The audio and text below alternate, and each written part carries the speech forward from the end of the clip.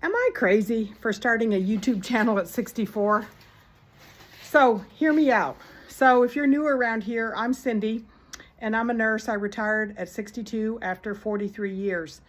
And I don't know about you, but everybody else seems to want to have expectations around my retirement, And when I tell them what I'm up to, that I've been building a YouTube channel and learning new skills and learning how to make money online, some of the expressions and the looks that I get are just really hilarious, but also even from my own kids.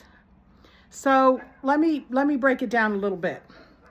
When I retired, I had loved my job until I didn't. Anybody else feel that? I'd been in public health well over 20 years, infectious disease, and it was the best job I ever had until it wasn't. And COVID is what did me in. I got to the point I didn't want to go to work, and I was working from home, right? But I couldn't even crawl from my bedroom into my office. I just didn't have it in me, and I definitely wasn't doing my best work. Anybody else feel that? And you don't have to be a nurse to get burned out. And in my generation, as women, we were not taught to prioritize our own health, our own wants and desires.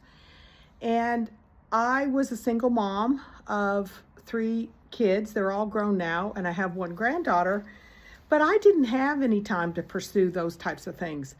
I'm going to give you a little backstory. I grew up in Eastern Canada and went to nursing school there. And when Canada had a nursing shortage back in the 80s, early 80s, they recruited from the UK. And so we had nurses from all over the world. Man, it was the greatest. It felt like living in the United Nations. New Zealand, Ireland, Malaysia, London, China, you name it. It was great. And so I always had some wanderlust, but it got really bad then, okay? So fast forward a year and a half after graduating, and I had a job and stuff, and it wasn't bad, but I wanted more. And I grew up in a really small town, and I always knew I wasn't going to stay there, much to my parents', desire to keep me there. So I applied to go to Australia, couldn't get a work permit. Australia is one of the harder places. I don't know if it's changed, but back in 1983, it was really hard to get a work permit, and I couldn't, or 1982. And I couldn't afford to just go and not work, right? I wasn't independently wealthy. So I ended up in Texas.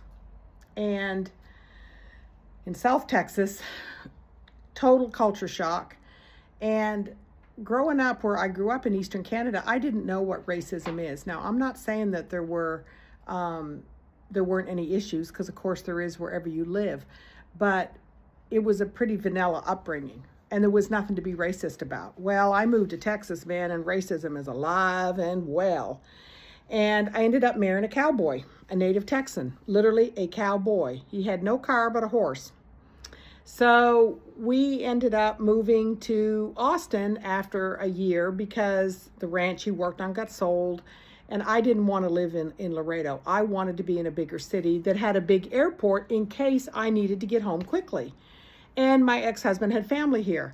So we ended up settling in Austin, and fast forward many years, and we ended up divorcing. It wasn't a good marriage, on and on and on.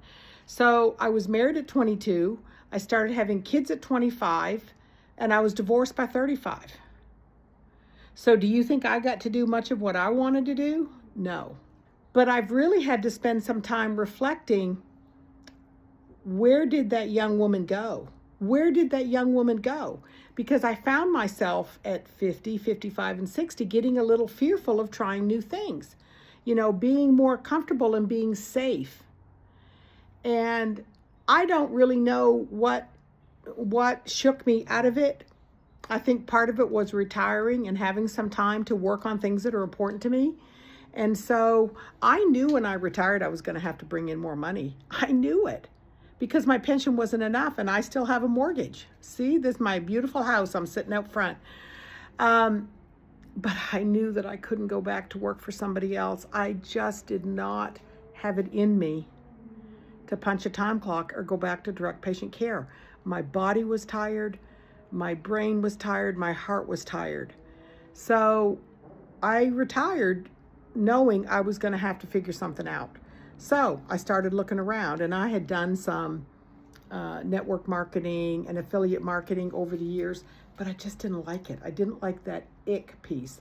I don't have a problem showing my face on camera, but I felt like I was always pushing a product. Maybe some of you will say that's what I'm doing now. But my whole point to this platform, because what I discovered was that so many nurses just like me, nurses and women in particular, don't have a retirement plan. They don't even know where to start to figure out. And they sure as heck don't have enough money, but they're tired. I mean, I was talking to a nurse just yesterday who is 70 years old and doesn't have the means to retire. Okay, there's something wrong with that picture. I mean, it's one thing to keep working because you still love the job. It's another thing when your mind, body, and spirit are broken and you can't afford not to.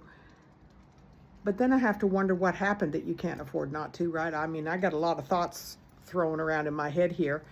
But when I have a close friend who's working till she's 70, she's 69, she's going to retire at the end of the year. She's like, I don't know what I'd do with myself. And I think, oh my God.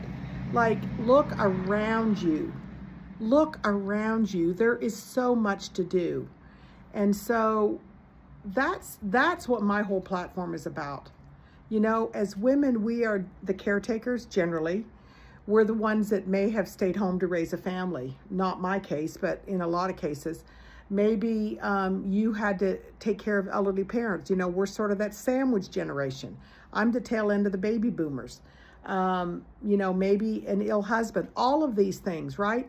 It affects our ability to earn. And there's already a glass ceiling. I mean, don't even lie and pretend there's not, because there is.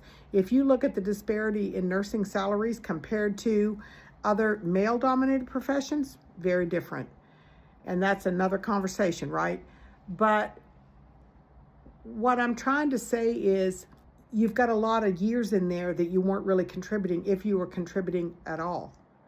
And so working more hours in nursing isn't necessarily the answer. You've got to quit trading time for dollars, which is what I finally realized, right? So I decided that I was going to learn digital marketing, and I was going to learn and be a YouTuber. Now, again, out of my 3 kids, one of them is very, very supportive, and my 15-year-old granddaughter thinks it's great. She thinks it's the best thing since sliced bread. So my whole goal is I want to empower women. I want them to start looking at their numbers, get comfortable talking about it, get comfortable talking about money, get comfortable talking about hopes and dreams and desires, because you matter too. It's not just what everybody else wants, right? I mean, I've said to my daughter more than once, did you think I was just going to sit home and wait for somebody to call? Because I got news for you. It ain't happening. I volunteer. I do a little contract work for an insurance company, very minimal, like maybe 4 hours a week. And then I'm building my YouTube channel because I want us to normalize this. You know, when I was growing up, in my family, we didn't talk about anything, nothing of any importance, let's put it that way. And as women, I wasn't taught that you talk about money, that's unseemly, that's unfeminine. But boy, if a man talks about how much he's making, whoo-hoo, they're the man, right? It's okay to want more. It's okay to want to pursue your dreams. It's okay to put yourself first. And so even yesterday, I was going out again because I love live music. That is my passion. It feeds my soul, and I go out a lot. And I go out a lot even by myself because most of my friends, I'm not going to a 10 o'clock show, it's too late. Well, you know what? I don't have to get up at 6 a.m. anymore. But I always feel a little bit guilty because I am getting to pursue so many of the things that I love. So you know what? If I can support these young artists, if my cover charge and my money in the tip jar and buying your merch helps, then I'm here for it. I am here for it because I want this next generation to be able to pursue the things that are important to them. Because if you don't love what you're doing, we all know it.